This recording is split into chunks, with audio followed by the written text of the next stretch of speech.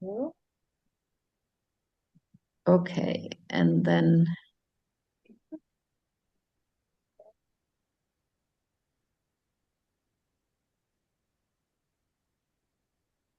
It's telling me I don't have permission to live stream. And it did this last time, but we were actually going live. So, Peace, do you want to check on our page and see if we're live? no, but the icon is not showing. I think it's going to make it. I'm not seeing you live. Yeah.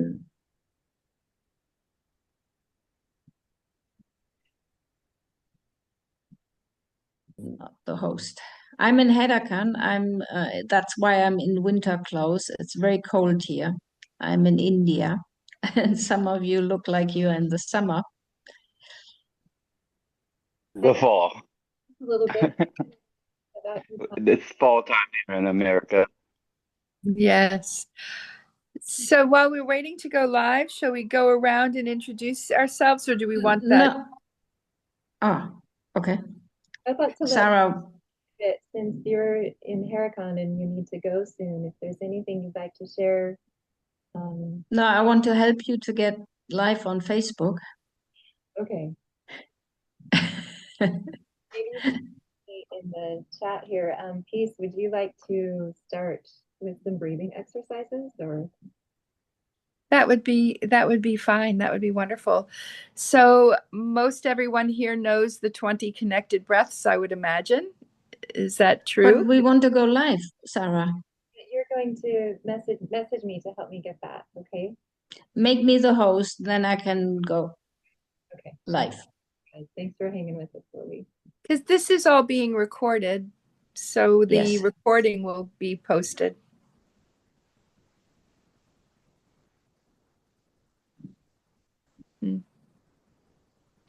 Hmm.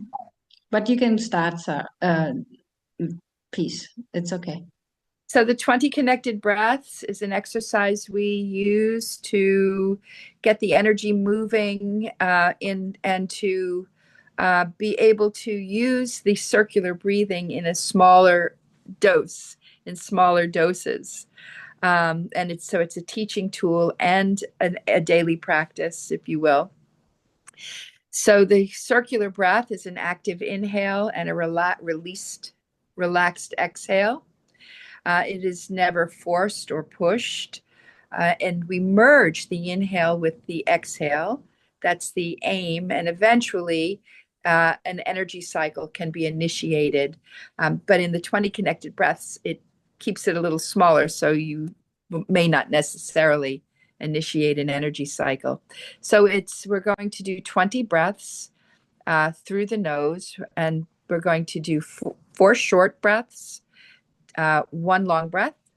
The short breath, we focus on the connectivity, and the long breath, capacity.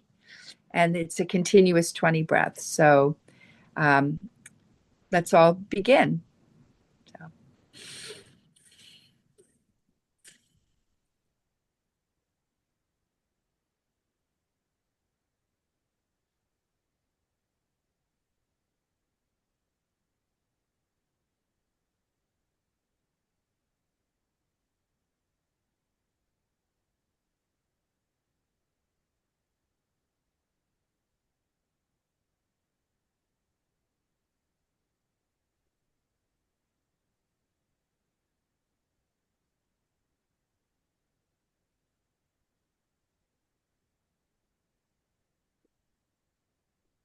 And that's 4 cycles, 20 breaths.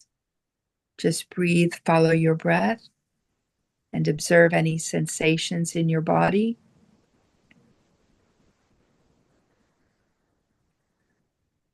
And the next, we're going to do the same 4 short, 1 long sets of 20 breaths, and also through the nose. And this time, let's take our tongue and cover our teeth. You can cover your top teeth or your bottom teeth. Okay? It looks a little funny, but that's okay. And we'll do another round of 20. And we begin.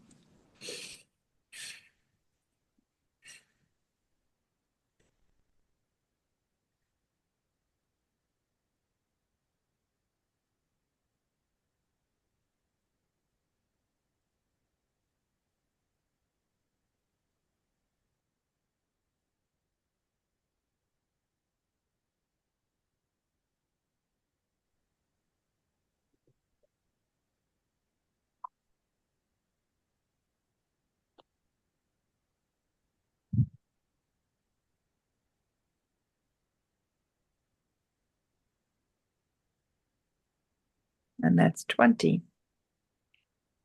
And observing again, following the natural rhythm of your breath.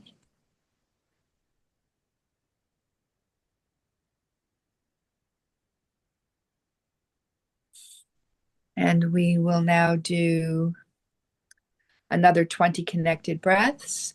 And this time pardon? In and Well, out.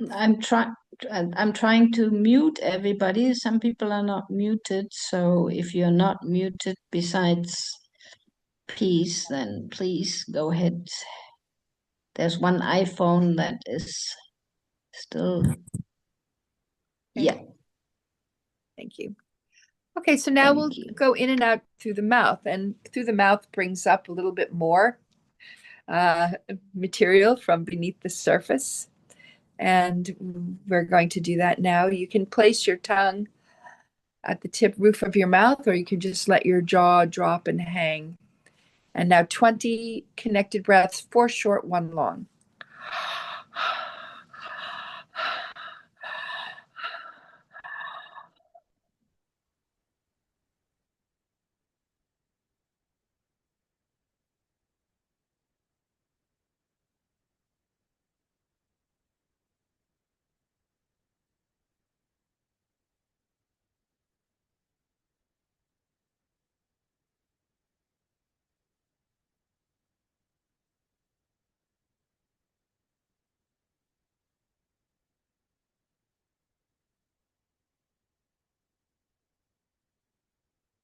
And that's 20. And I'd like to end with the noiseless energy breathing. 20 connected breaths. We're just going to do 20 instead of 4 short, 1 long, just 20 continuous breaths through the nose, so soft you can hardly hear them. Okay? And they can be long or short, however you like them. And let's begin.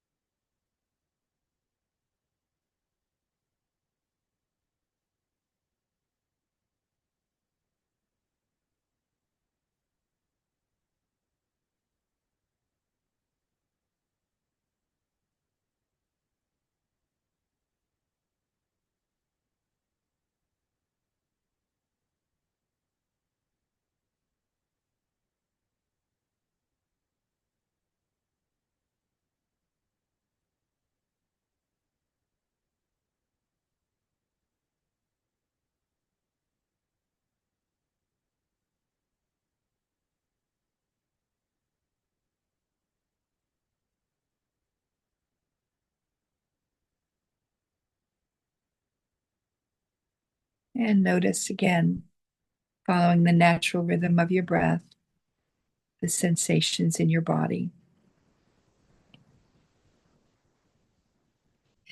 And just to wake us up again, let's do 20 connected breaths, 2 sets of 10, short, fast through the nose like this.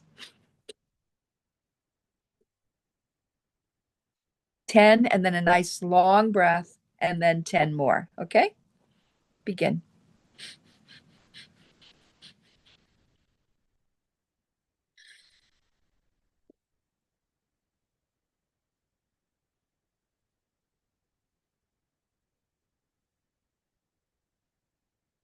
And now I turn it over to Heike. Okay, I just want to say hello to everybody.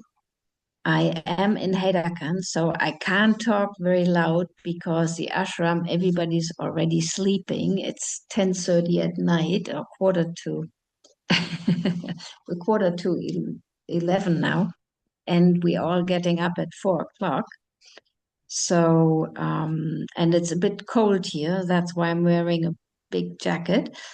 But we already had one meeting this morning. So, welcome to our birthday celebration to young Len Raja, to Makan Singh or Leonard Dior, and who has been teaching physical immortality all the last years, the last decades of his life before he actually found rebirthing. And he said that rebirthing was created in the context of physical immortality because all the miraculous things that happen during a breathing session are much deeper integrated when you have a concept of our divine potential.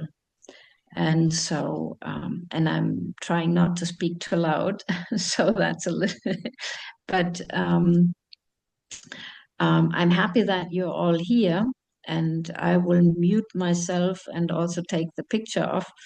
And but I just wanted to take that opportunity and say hello to everybody. Many of you I don't know, and to everybody who's watching now live on Facebook. And I can't Pekka, show you the ashram because it's dark. for What? many people that don't know you, will you just introduce yourself Okay. in terms of, yes. Yes. So I have been working the last 28 years of Leonard's life very closely with him. I traveled the world with him. I was running the training center for long stretches of time, and I was leading trainings all around the world with him. And I was one of his two disciples. He only had two disciples, and one of them was me. And I feel very blessed having had that wonderful time with Leonard. And it was challenging because the idea of physical immortality means that we have to purify and that we have to get all the noise out of our mind and our body so that the physical body can transform. So, yes, that's so much about me. I still have my training center in Germany. I still lead the trainings that I was leading together with Leonard. And now I'm in India at this moment for 6 weeks before I go home for Christmas. If anybody has any special questions for me now before I disappear, then maybe that's an opportunity. And then I will take rest otherwise. Micah, you were just such a treasure to us. It's really special. I want to say it's just really special to have you here. And you worked so closely with Leonard for 28 years and really built the movement with him. I want to ask you, how is it to be back at Heracon now? I know you've been there many with Leonard and on your own, but how are you feeling? Because for people that may not know, Heracon is Babaji's ashram, and Leonard also give credit to the birth of rebirthing breathwork to Babaji. Yes, so Leonard was always looking for immortal yogis before he met Babaji already. And so he had heard that there is immortal yogis in India. And so he went to India to seek those beings that had a certain level of mastery, like keeping the physical body healthy and alive. And yes, Sirumula is one of the immortal yogis. And so I just saw that in the chat. And so then Leonard was searching for people with a certain level of awareness, mastery, power. And so the first time he only found a 300-year-old yogi. And the second time he came to India, he actually found Babaji. And Babaji had appeared to Leonard in Houston, Texas, in his room. And so when Leonard actually came here to the ashram, when he saw Babaji, he recognized him, and he said that for him, for Leonard, it was the greatest being on this planet. And he kept visiting Babaji regularly and kept learning from him, and Babaji inspired him. And so Babaji also connected him with immortal yogis and supported his path. And so the ashram is near Haldwani, which is like north of Delhi, 8-hour drive in the car north of Delhi. And so the Babaji's teaching basically is truth, simplicity, and love, to repeat the mantra Om Namah Shivaya, and to do karma yoga, to do seva, to do service to humanity. Heike, while we have you here, in the 28 years you've been with Leonard and traveling all through India and all these other countries, what would be your if you choose one story to tell this group of people about an interesting experience with Leonard, what would that one story be? Can you tell that one story? Oh, one story. Well, Leonard was always looking for Babaji and the immortal yogis to appear. And so once we were in India, we drove we visited Babaji's ashram, Batraji's ashram, which is south of Delhi in the Sariska forest. And when we drove by in the taxi, there were two guys sitting on the side of the road and waving at us. And we both looked at these people, these two guys, and it was such a special moment. And when we looked at each other, we thought, wow, that was Babaji and Batraji. And so we were always, we didn't have a chance then to, but I remember that special feeling, the way they looked at us, they knew everything about us. And so my recommendation is to, if you have the intention to meet special people who have knowledge that you might want to have, to always intentionally invite them into your life so that they can participate and support us. So that would be my advice. And you can hear my voice is a little strange right now, but yeah.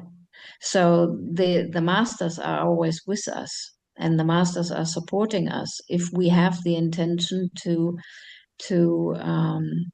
master our physical body, and to master our mind, and to master our emotional body. Thank you.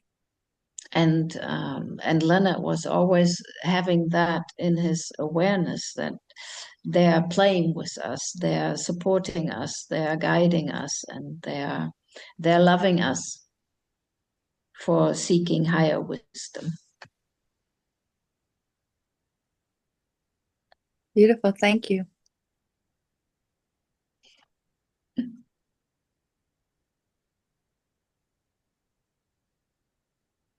I hand it over to Sarah. So as it is now 11 o'clock, I will go to sleep. I have to get up at 4:30 in the morning to take my bath, but not in the river. And then we get chandan, and we go to the Duni, the sacred fireplace, and there will be a holy fire ceremony at it starts at 5:30 is the ceremony, but before you can sit with the fire. And then we go up to the main temple, and we do chanting for 1.5 hours. And so that's how my day will start tomorrow. Thank you. And thank you everybody for being here. Thank you, Heike. and being on the quest together. Om Namah Shivaya. Love. Namah Om Shivaya. Namah Shivaya. And make Sarah the host. Okay. Thank you, Heike. Wow, I'm feeling fairly blissed out, just receiving your vibrations from Huracan and just in the videos you've sent earlier to us that we'll be sharing with the group, and you're sharing today. Put me really in touch with my own experiences. And I wanted to let people know that it's fun to go to India. It's fun to go these places, but you don't need to go there physically in order to have these kinds of experiences. You have your own personal connection to infinite intelligence, infinite being, and infinite manifestation. You are fully connected to the divine. There is no separation. And you absolutely can have a direct experience and relationship with immortals, with higher beings, with Babaji. Just going within and asking, putting your attention there, working on your own, Leonard would call it your own case, your own unconscious death urge, really doing the breath work, working with all of the elements to raise your vibrations, to raise your energy body, and become more and more pure in consciousness and memory. Leonard spoke a lot about cleansing memory, releasing the energetic charges of past traumas and traumatic experiences, and cleansing those through the practices, through breath work, through sitting at the fire, through bathing twice a day, and having a conscious relationship with water and fire and breath. And also spiritual community, which is what we're doing here today by coming together and having loving relationships that are as pure and present and clean as possible, to support each other in our uplifting, in our expansion, and in our own potential. So, I might say one more thing. sure, please do. And that is, we don't, no matter what goal we have, it starts very simple with our mind and the quality of the thoughts that we are thinking. No matter where you want to go with your spiritual evolution, that is the key. And so we have to start with the simplicity. That's what Babaji was saying too, the simplicity of being who we are with all our mistakes and all things, but transforming that into higher quality thinking and emotions, loving and supporting each other. And so every valuable spiritual evolution is basically cleaning up, like Sarah said, with the practices. And now I will disappear, and I wish you a good time. Good night. Good night. Good night. So, thank you, Heike. We have a question. Aladdin, you asked what year was that when you met them? Well, I kind of wish that Heike hasn't left either, because I'd love to hear her stories as well. That was in the middle of the 90s or something. So in 1995, I think. 1995. Great. Yeah. Yeah. And there are many people all around the world of all ages and faiths that have a direct relationship with Babaji, that he appears to them, some on a daily basis. So it is accessible. By the way, my name is Sarah Dawn. I realized I didn't introduce myself. I began breathwork in 2002. That was when I had my personal awakening into realizing that what I think, say, and do and feel matters and has a say in creation and conscious co-creation. And I found my way into Leonard's teachings and became his ebook publisher, publisher in general, newsletter organizer, events organizer. I traveled with him. I lived at his home for 6 months, and it just completely transformed my life. I love Leonard dearly. He was a fantastic friend, mentor, and teacher, and he continues to be so. And I felt compelled to write a my own story. I published a book sharing my experiences of my own personal process of healing and my own direct experiences with Babaji and in my own process of healing my unconscious death urge and emerging into breath work in a totally new way of being, totally new way of existing and enjoying life. So that book is titled Rebirthing the Phoenix, and it's available on Amazon if anyone wants to know more. Just to read and hear, really my purpose in publishing that was to give people an idea of what's even possible spiritually. Because when I began, I would hear these stories of experiences other people had in breath work or spiritual experiences, or this inner inquiry, or asking questions and receiving an answer. And I thought, wow, that's amazing, and that's never going to happen for me. I had such a low self-esteem, low self-worth, and really minimal experience, so I thought, of my relationship to the divine. And I find that many people just don't even know what's possible. They don't know what's available, or they think it might not be available to them. So I put this book out there as a way to expand people's minds and invite more into the community, and know what's available, and to introduce the idea of physical immortality, um, which we can go into speaking about that a bit also. But let's see. Okay. Oh, Susie said, oh, thank you, Susie. She said, I'm reading the book, lovely and truly. Thank you. So Peace, why don't you introduce yourself, since we have so many new people here? And then we can go into the topic of physical immortality a bit. Okay, yes, I'm Peace Arnold, or Virginia, as my label says, but my spiritual community knows me as Peace Arnold. And I worked closely with Leonard for the last 15 years of his life, the first three full time, I would say, and 2 years after that, um, running the Rebirth International while he was traveling. I guess, yeah. So kind of doing a little bit of everything. um, and we remained close and in close contact for the remainder, yeah, of his physical, appearance. My connection to divine guidance, is for as long as I can remember. And then I had a trauma at age 5, which is when I ended up making a white noise in my head, so I couldn't hear my guidance anymore. And then that opened up for me again later in life. So I've had a lot of experiences, of a mystical nature, I guess one would say, over the course of my life. But I did want to share a Babaji one because it's kind of amusing. Um, Babaji, it liked to play with me, I guess, when I was first involved in the rebirthing community. And I was in Florida doing a 5-day training with Sandra Ray at the time.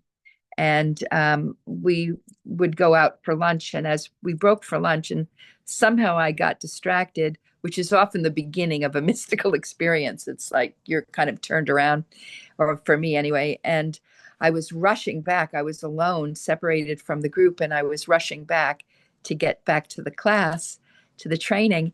And a woman called me over, and she was enormous. I've never seen anyone that size before, and she was sitting on a bench, and she was absolutely radiant and luminous. And she said, "Come, let me braid your hair." And I was like, "Oh no, I couldn't." I was kind of attracted to the energy.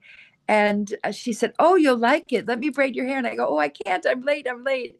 And then I kept going, and I got to the glass doors of the hotel, and I realized, you know, that was that I was rushing to get back to learn about Babaji. And I told Babaji that I couldn't stop and let her braid my hair because I had to get back to the training. And when I turned back, she was gone, so sitting on this bench, maybe 500 pounds she had to be.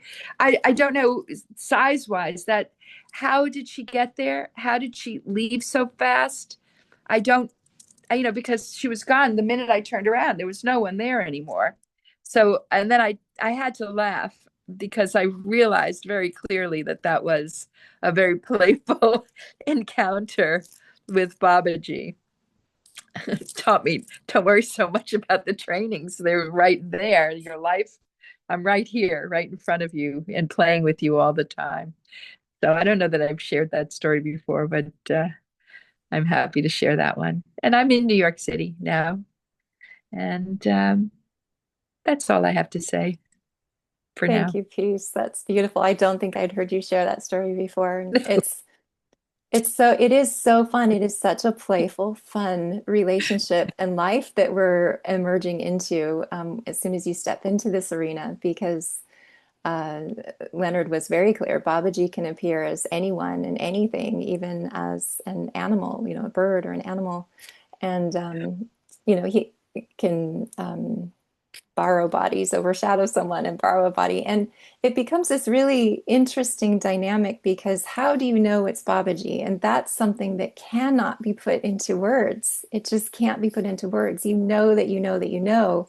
And it's got the energy that you're speaking of, Peace, it just has a different quality that is like Different. nothing you can explain and nothing you've probably ever described, but it also feels like home. It's just closer than your hands and feet, nearer than your very breath. And often, almost always, there's some sort of teaching or message or support coming through to it. So it's very easy. I think I would have probably done the same, like, oh no, I'm in a hurry, I have to go. And I would have been shy. Like, I'm not going to let this stranger braid my hair. This makes no sense, right? The logical mind, it doesn't compute. So I think it's a beautiful story. Thank you for sharing. Normally, I wouldn't even have considered it, but there was this pull. There was this pull toward her. Yeah, yeah. And she looked so incredibly healthy and comfortable, in that size, so it's really quite extraordinary. Beautiful, beautiful.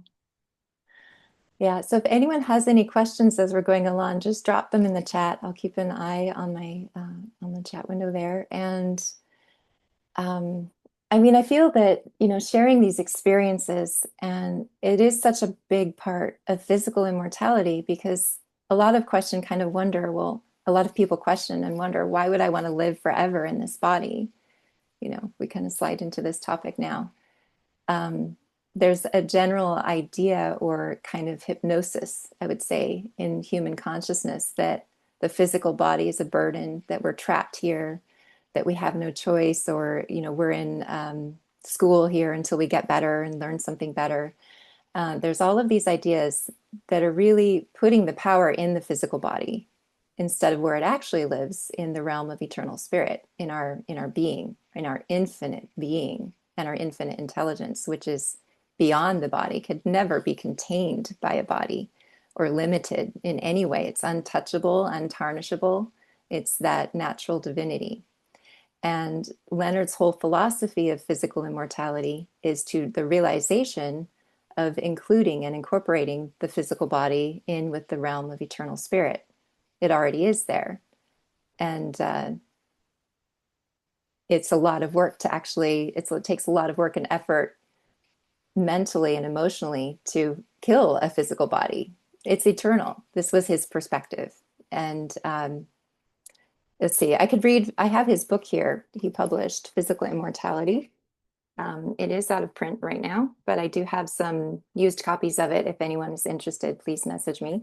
But I want to read from the back of it because it has a lovely quote here. You are already immortal unless you prove otherwise. Your physical body will live forever unless you destroy it. The belief that death is inevitable is unhealthy for humans. The idea of physical immortality produces quantum jumps in mental and physical health. Breath mastery is the key to health, happiness, and wisdom. So I want to go through that again. You are already immortal unless you prove otherwise. Your physical body will live forever unless you destroy it. So it's just to play with this a little bit. If you stop and just take a moment and go within and just feel your body, take a deep breath, and just think the thought, my body must die. This body has to die. There's no choice. This physical body is going to die. And just notice how that feels in your whole system when you tell yourself that. Just breathe that in and notice.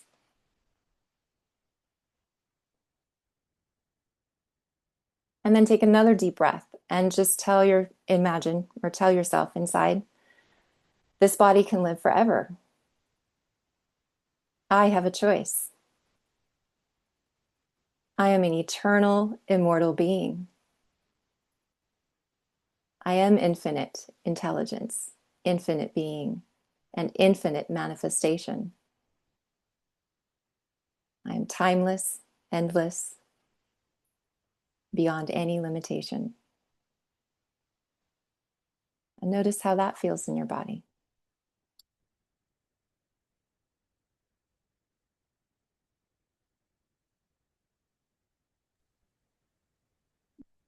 Okay, so your thoughts matter. What you think and feel and believe matters. You are directly impacting every cell of your body, every moment of every day. And physical immortality is about being more alive. Ultimately, it's not even if you live forever or how long you live physically. It's not just sustaining the physical body. It's about becoming more alive and more vibrant each and every day, enjoying life more, loving people more, connecting, having a more fulfilling, enriching life, and expanding that on the planet. Peace, you looked like you wanted to say something. Yeah, I'm enjoying the words that keep coming up because first one was, I have a choice in the matter. Matter is the physical, right? The matter. I have a choice in the matter. Your choice matters, manifests in the physical. Your thoughts matter. That word matter is just jumping out at me, and everything that you're saying is a confirmation of the work that our thoughts do matter, they manifest. And that's it. I'm going to be quiet now. Okay, well, chime in anytime you like. And to finish this quote on the back of his book, the citadel of death and violence and war is the belief that death is inevitable. To question the thought that death is inevitable is to unshackle the human mind and produce a new experience of natural divinity. This experience can be perpetuated by daily practices of spiritual purification. And what he's referring to by practices of spiritual purification is breath work and healing with the elements. So, it's not just about, me or you as an individual surviving in a physical body for a long, longevity or a longer duration or thousands of years even.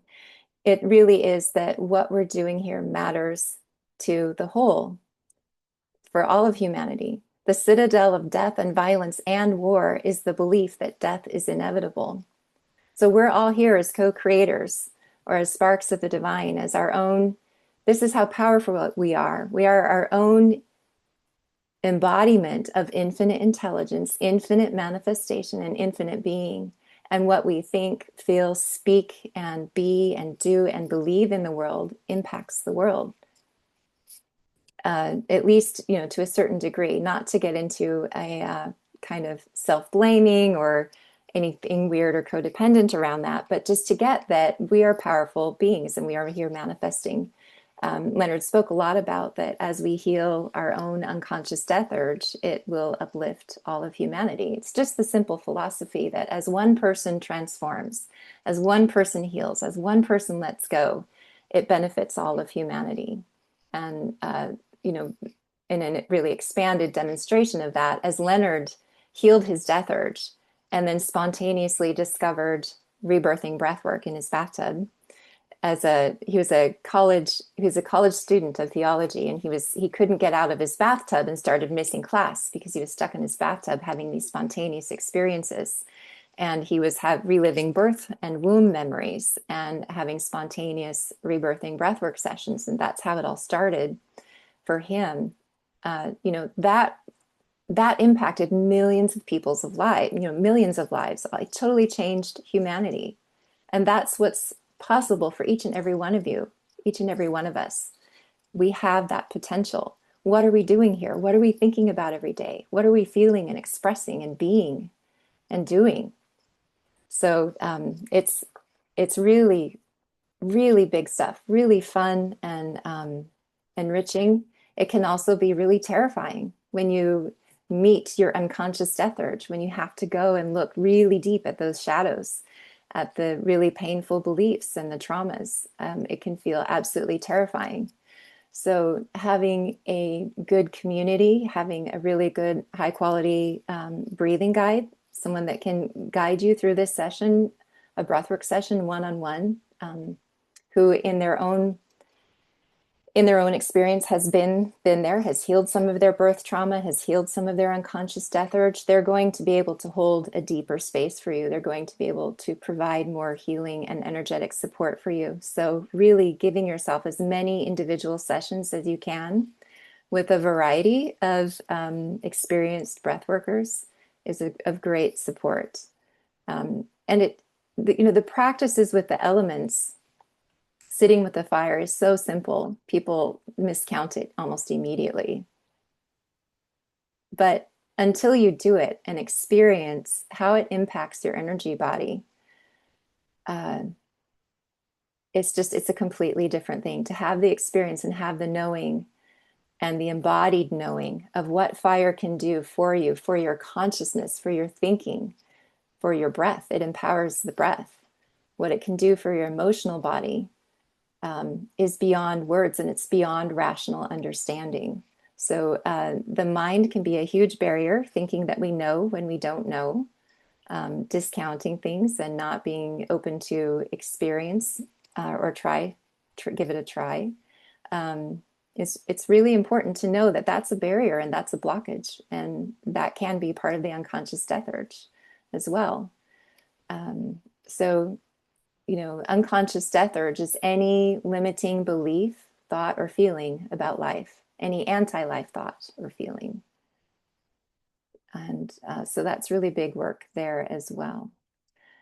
Yeah, I'd like to check in with Peace and John to see if either of you would like to speak to any of this about physical immortality, because I'm not the only one here that has experience with this. So I want to share the microphone, so to speak.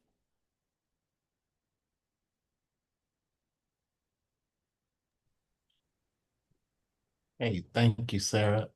Yes, Sarah, when I went to see Leonard for the first time, that's when I met Sarah in Sierraville at Babaji Village. uh, and I think that was in 2005. I think you're right. That was 2020 years ago. Yeah, that was when I first met Leonard. And then within that month, after that training, he was already at my crib. Uh, we were doing a program there and hanging out. He was chilling with my kids. That's one thing about Leonard is he loved the little babies so much. He always just would turn into a little baby himself whenever the kids were around. Um,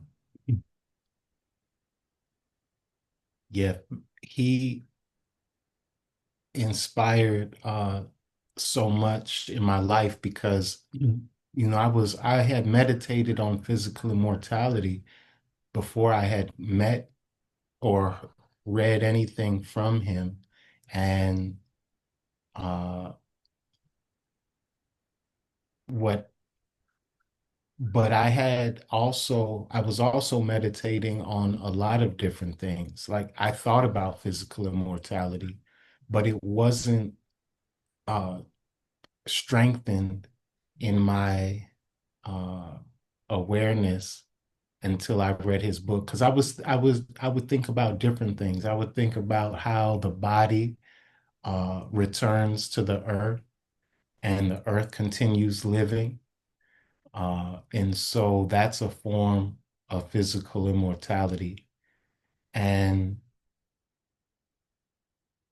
so I was at a place where I was like, whatever happens, we're still physically immortal, because even if your physical goes into the earth and seems to perish, all of it still lives in the earth somehow. So that was where I had got to as well in my meditation. And then I read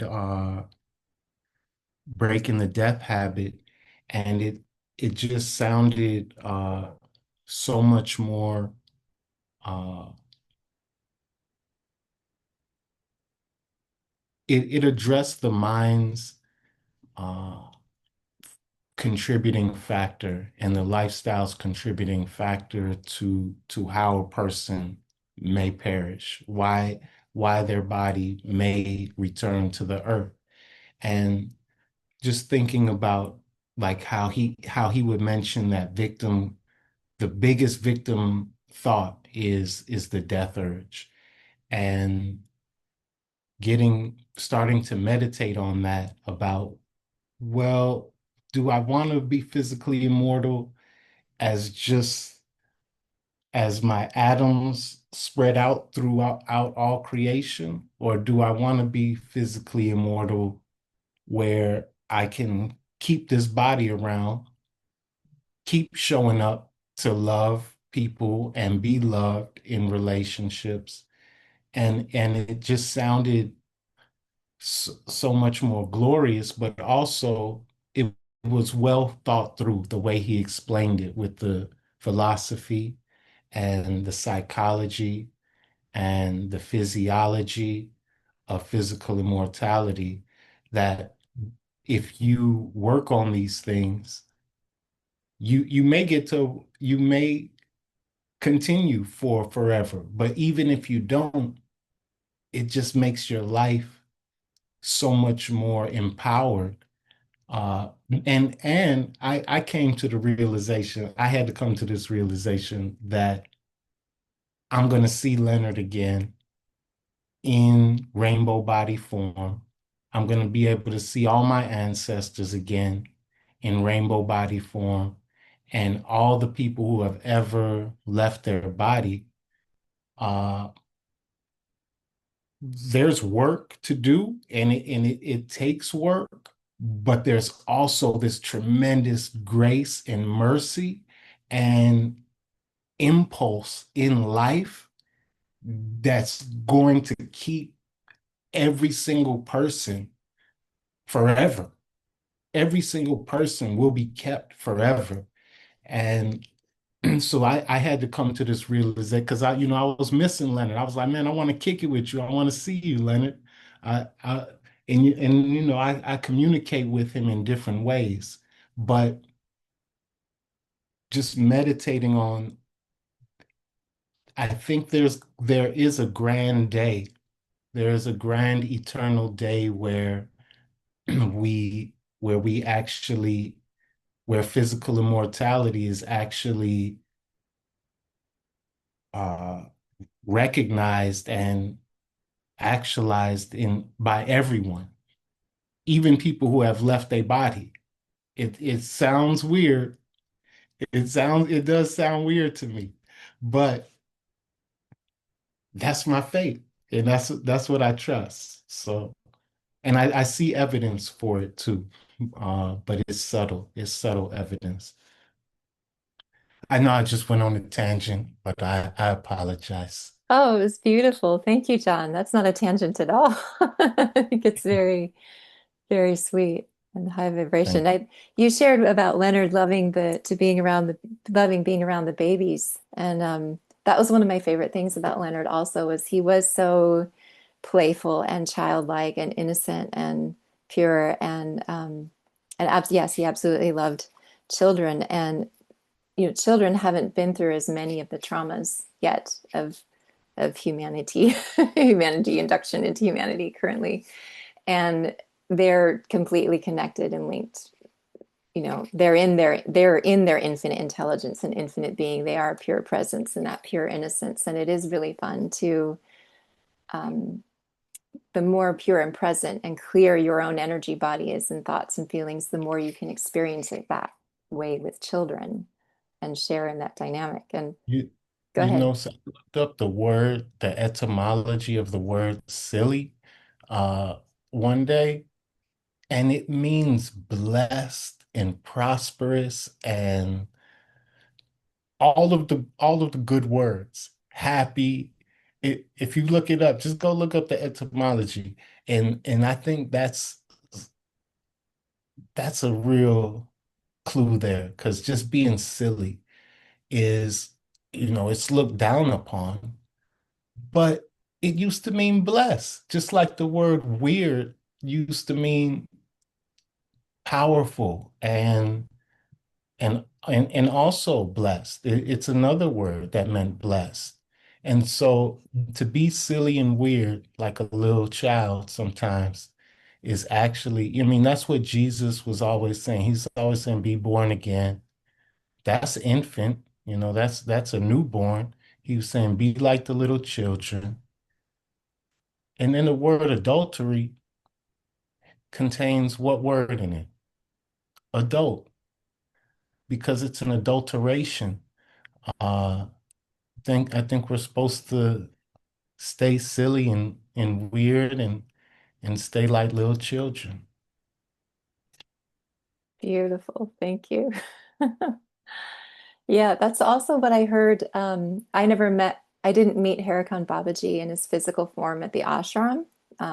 He's appeared to me in different locations around the world. And people that were hanging out with him in the ashram said he was adorable. He was very childlike and playful and silly and fun and weird. And like they were just clamoring over each other to get closer to him and spend time with him. He was so adorable and lovable. He could also be quite harsh and, like, um, ruthlessly loving for someone in their case to really help them get the lessons and transcend and let go of ego. My Um, my own baby is so adorable. I want to be around her all the, but she also can be harsh and very abrasive too. It's like that's the nature of a baby. That's the truth. That's beautiful. Yeah. So I actually, since we're talking about kids and natural divinity and this bliss, I actually, because I have a son, he's 9 now, and when I was pregnant, I mailed Leonard a little advice card. I had for my baby shower, I had advice to the new parents because I'd never been a parent before. I'd been around kids, I'd been a nanny, everything, but I was like, okay, give me advice about parenting from parents. So I mailed one to Leonard, and he mailed it back to me. And I just found it the other day in a box. And his advice was, if you protect his natural divinity, he already knew my child was going to be a boy. I didn't know yet. If you protect his natural divinity, he will heal you. It's automatic. And he signed it Young Len Raja. And that he had some really interesting ideas about children and babies and becoming parents. And that sums it up right there, I think. If you protect his natural divinity, he will heal you. It's automatic. And that's been my mission as a parent to preserve, protect, and encourage and nourish my son's natural divinity. I hope I'm doing a good job. It's challenging and it's highly rewarding. It's the best of my life by far. And John, I know you have a baby now, so it's kind of like getting a PhD, right? In managing your energy system and managing your own case, um, and staying clear It and present. definitely is. Very often, if the parents do do the work, their children end up missing some of those psychosis and neurosis uh that may have been present. This has many rebirthers have mentioned this, that it's not necessarily always about trying to help the kid learn how to process, but if the parents learn how to process, then their children actually benefit from it. And by process, you mean cleansing the energy body, ultimately, right? Purifying, releasing. Yeah, the whole Yeah. practice, fire, earth, water, air. Yeah. Yeah, because children are like sponges. They're just absorbing. They have to integrate whatever they're around energetically, whatever's being passed down through their parents or their immediate environment. Um, it's just the nature of childhood. And yeah, so it's very fun to play with that and be aware of that. And also there can, I want to be cautious because in our mind, we hear these ideas, or ego, we hear these ideas and then we think, oh, I went through a lot of trauma. I have a lot of, I'm a really hard case. There's all of these things happened. I'm damaged.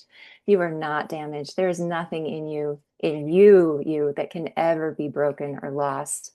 And we have this healing system of earth, air, water, and fire to just wash away the memory, wash away the negative charge from your energy body, to build up and enliven and enrich your life urges and the truth of who you are, to let that shine again.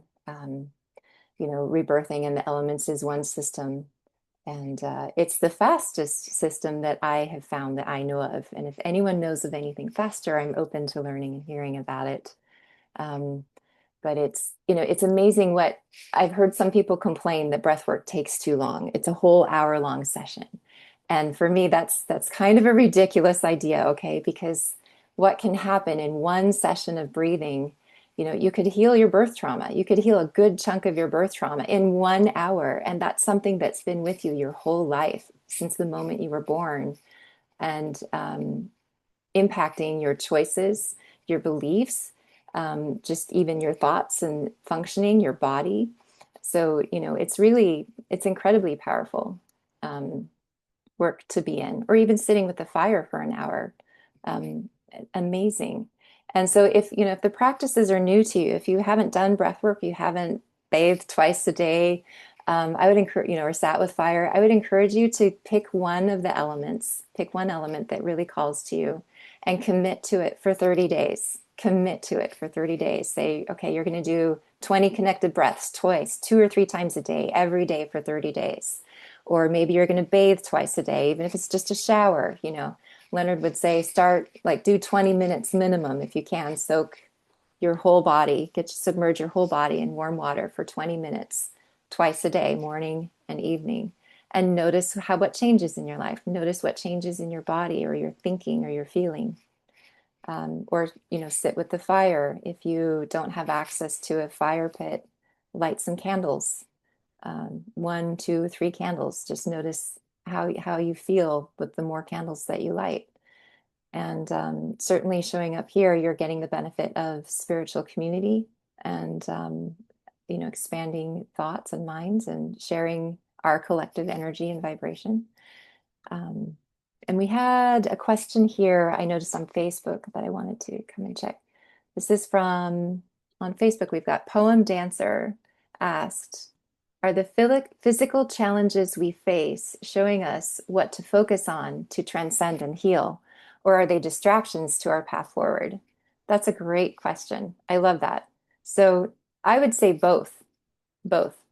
Leonard said that every symptom, every physical symptom, or every emotional symptom is a healing in progress.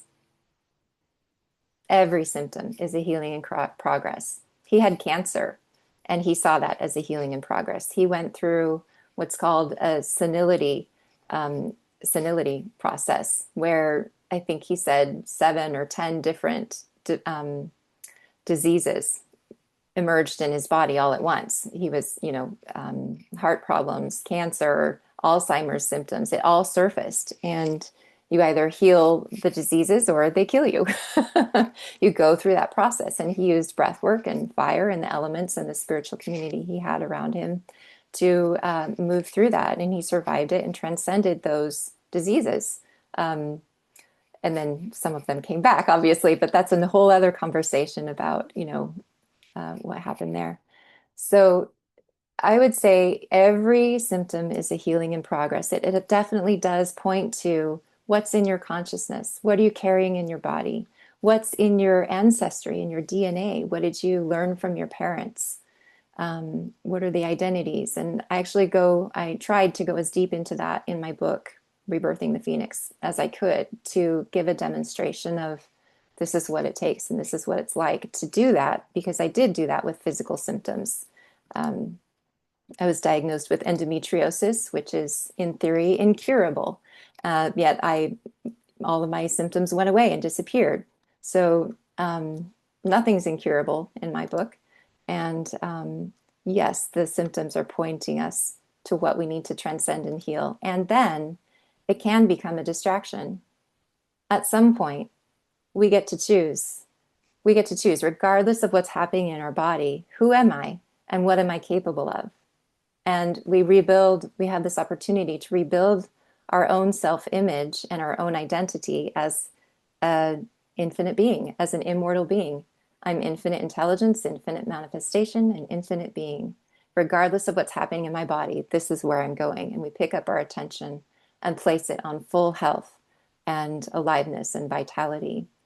And also looking at what practices are we doing in our day-to-day life? That are they truly supporting our aliveness and our health? Or are we just kind of fooling ourselves and being a bit lazy, maybe? So there's some deep processes in that. Over my years as working as a breath worker and studying physical immortality became one of my favorite things to help people dig into their unconscious death urge and uncover their own unconscious death urge and begin to transcend it and begin that process. So I gave an annual seminar on that in Sierraville, where we met John. I wasn't doing it yet that year. I was still kind of a fledgling. And I put it into a book. So it's called The Physical Immortality Consultation. And both my books are available on Amazon. And so it's not a book that you sit down and read. You can, but it's a workbook. It's an actual process. It's an actual workshop. And you can sit down, you can schedule an appointment with me and I'll read through it with you and we'll go through some processes. You can buy the book with a friend and you two sit down and you read the book and do it with each other, go through the processes together. So there are many tools to help you discover your specific case. There's always two sides of the same coin, okay? You have your own specific, unique unconscious death urge. You've got your own specific negative beliefs about yourself and life. You've got your own ancestry. You've got your own issues that you learned that were passed on with love from your parents. We're not blaming or making our ancestors or our parents wrong or in any way. We all have our own unique religion trauma. Maybe we were in a religion that denied our natural divinity, that told us we were unworthy or less than. Or evil. And so, you want to dig into that and take a look at it and begin to understand your own case so that you're aware of it and so you can catch it when it's running the show, so that you become conscious of what's in your consciousness. And on that same note, the other side of that coin is it's not unique. We've all got these beliefs and we've all got very similar. Unconscious death urge is just any anti-life thought or belief. So you're not, you're not alone. Yeah. Anything else that Peace or John you'd like to add? I think those ailments are good to meditate on too, or not just the ailments, but the things, our stuff, our case, because it helps keep us humble. Now I say humble in the way, I know Leonard defined humble in the way that our if God is omnipresent, then there's no amount of praise that's too much to give even for yourself, because God is there with you. So he would define humble in a way where it's recognizing the omnipresence of God, so that to deny our own divinity is actually not humble, because you're trying to push God out of God's omnipresence. And I honor that way of looking at it. The other way too is, the word humble means earth, uh, or hewn in the word humble means earth. And that's where our strongest power comes from. Like, our groundation is in earth. Like, our foundation is in the earth. So when we're humble, when we ground, when we connect with earth, that's the most humble, to be low. And now, when we're able to recognize our own, that we have shit, you have shit, everybody got stuff, it helps keep us closer to the earth. It helps keep us from thinking that somehow we're some better being, some spirit, some more holy, more righteous, or either we're all righteous. This is the coincidence, like you're saying, either we're all righteous and perfect, or we're all broken. It's like, so it's both of them. It's both of them. In remembering that through our ailments, through the stuff, through our own case, it really helps, so that we don't get ahead of ourselves, start thinking that we are somehow God's gift to mankind.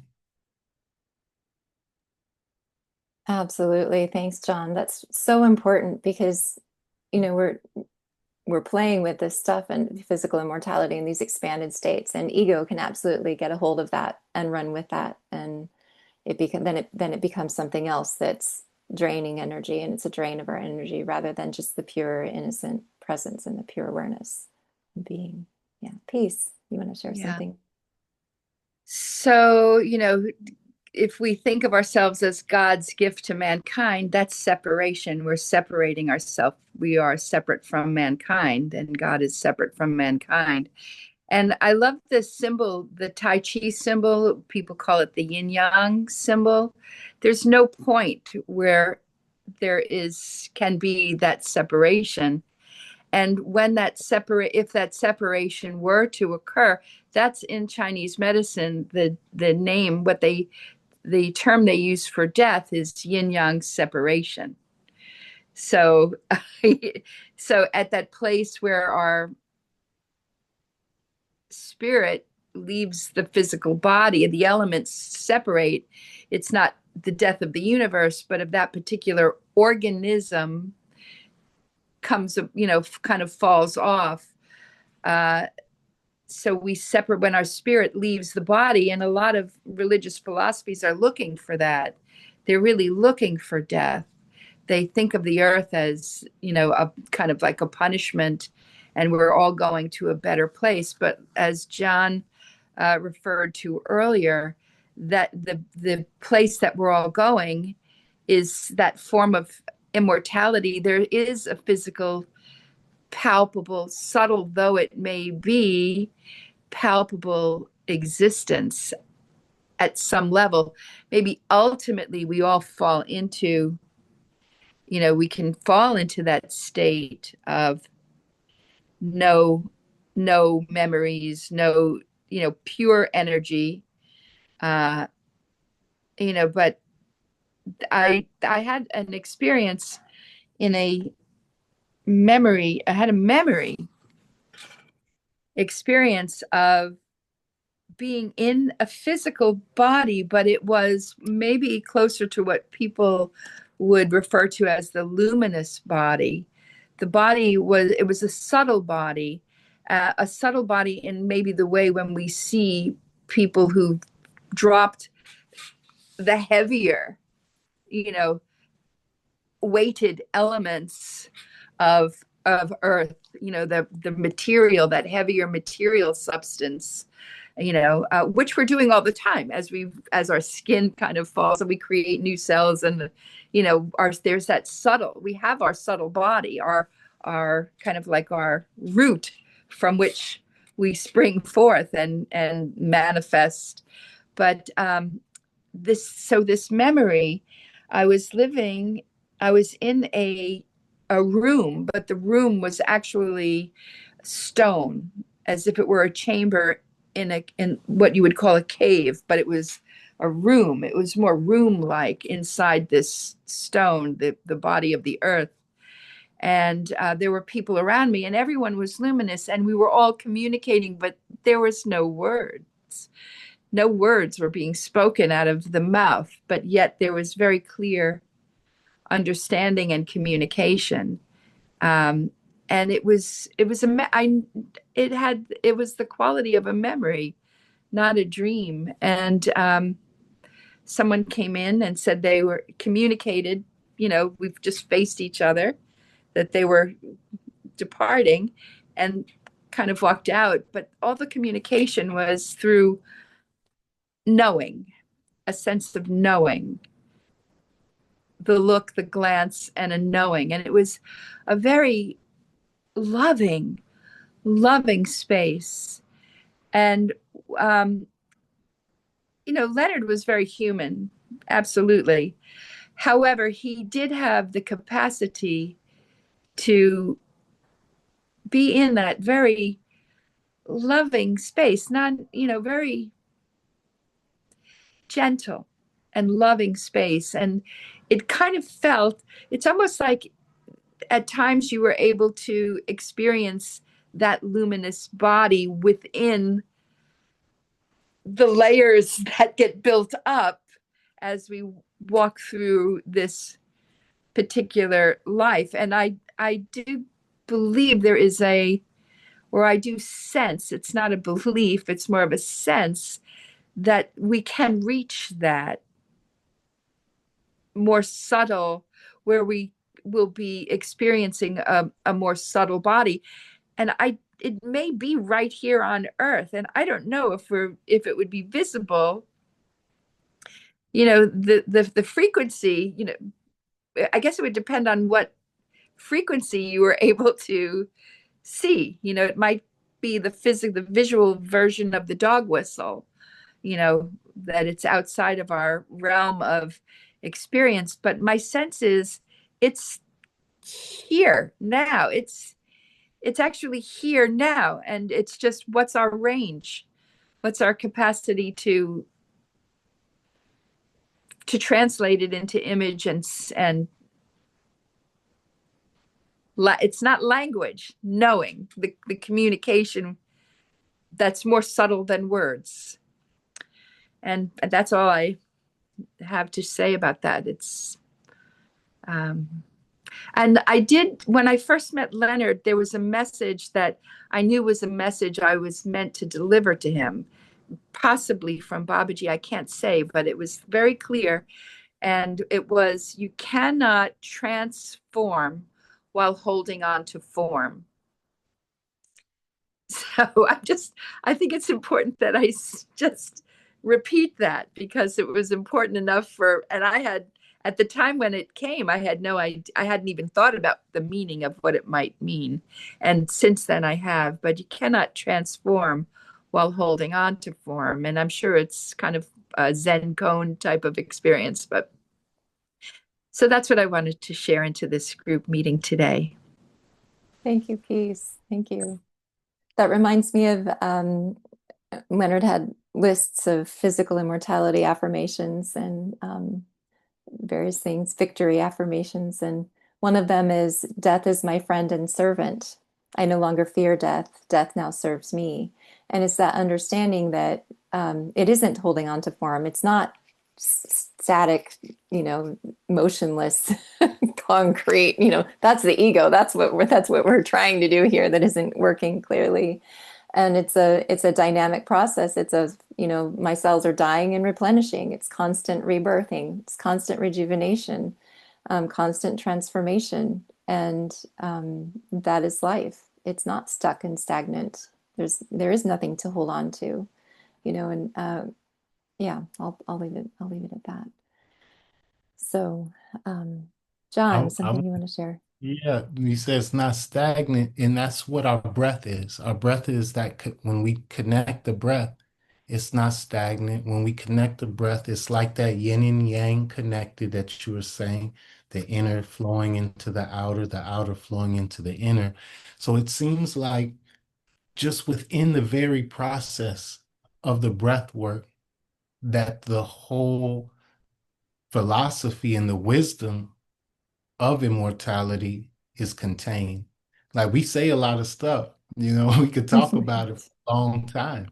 And I love to do it because the mind likes the little tidbits that help in the conscious world. But there's these processes that just tell us it's the Tao. It's like it is.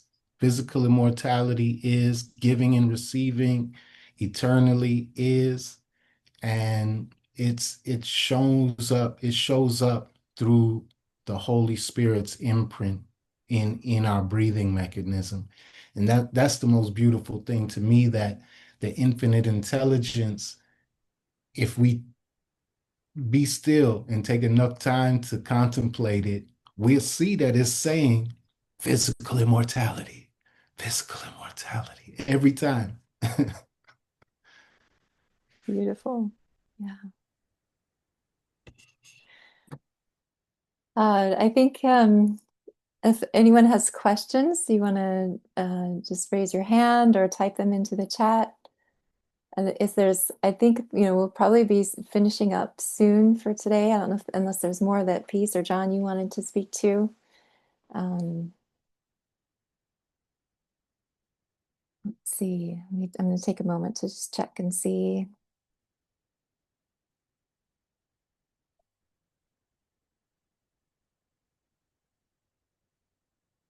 Okay.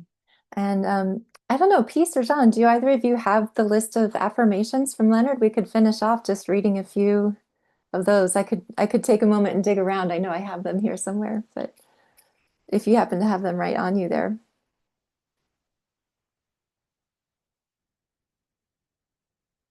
No? All right. Well, we can finish with this. If you have any memorized, we can share some of them. But the all-time, probably most famous affirmation from Leonard is "I am alive now." So you can just listen to this once through, and then we'll repeat it. You can repeat it to yourself. "I'm alive now. Therefore, my life urges are stronger than any death urges. As long as I go on continuing strengthening my life urges and weakening my death urges, I shall go on living in eternal health and youthfulness forever, or aliveness forever." I may have done a bunch of that. There's some different variations of that. So that's a good one to memorize. "I am alive now. Therefore, my life urges are stronger than death urges. As long as I go on continuing to increase my life urges and decrease my death urges, I'll go on living forever in eternal youthfulness and health." Yeah. Oh, I have my favorite one. Well, I have a lot of favorites, but this is one of my favorite ones. "My mind is centered in infinite intelligence that knows my good. I am one with the creative power materializing all of my desires. Beautiful. My mind is centered in infinite intelligence that knows my good. I am one with the creative power materializing all of my desires."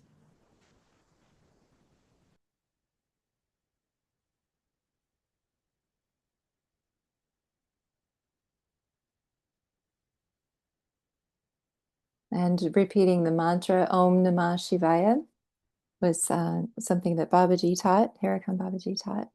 And Om is infinite being. Shivaya is infinite intelligence. Or Namah, I got it mixed up. Infinite intelligence and infinite manifestation. Om Namah Shivaya. So even just focusing on that, repeating that as a mantra affirmation. And all of my memories are optional. All of my memories are optional.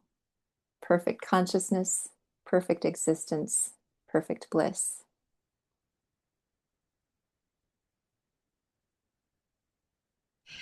It just occurred to me when you were talking about Shivaya, infinite manifestation, that the dance of Shiva reminds me of that yin yang symbol, infinite manifestation, infinite life, eternal. Yeah, yeah. Destruction and rebirth and Creation. transformation. Mm-hmm. Yeah. Beautiful. Okay, well, we can just say thank you, Leonard. Oh, you got one, John? Not a mantra, but just about Shiva, since we're talking about Shiva. Sure. The word Shiva is said to mean auspicious. And I meditated on the word auspicious and found the opposite word so I could understand the word auspicious better. So what's the opposite word of auspicious? I Suspicious. I would think suspicious. Suspicious. So that's like looking around at everything in fear. Whatever is coming up, there's fear and distrust behind it.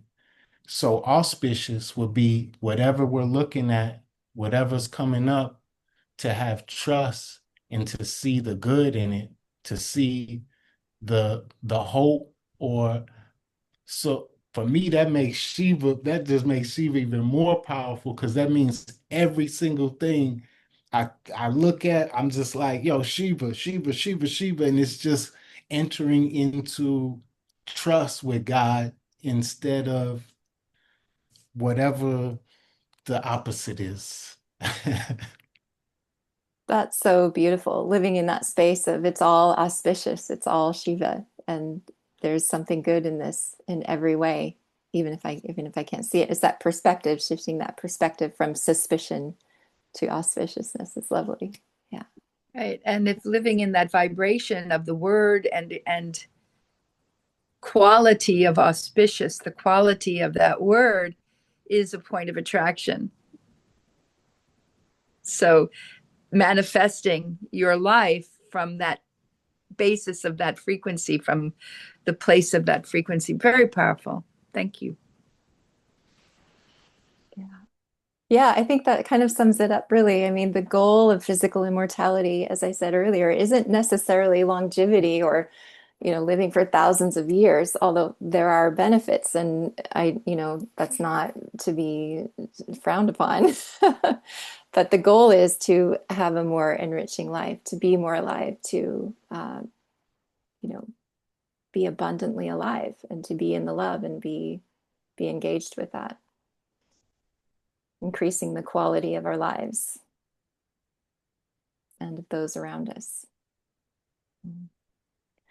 Is there anything that anyone else would like to share? Last opportunity before we wrap up for today. And just want to thank you for this time together today. Thank you for joining us. And we'll just say thank you, Leonard. Om Namah Shivaya. And we will look forward to connecting soon. John, go ahead. Say anyone from my group, please somehow be in contact with Sarah and Peace or Virginia, and Heike, because these are some of my greatest supports in rebirthing breathwork. And as y'all move forward in the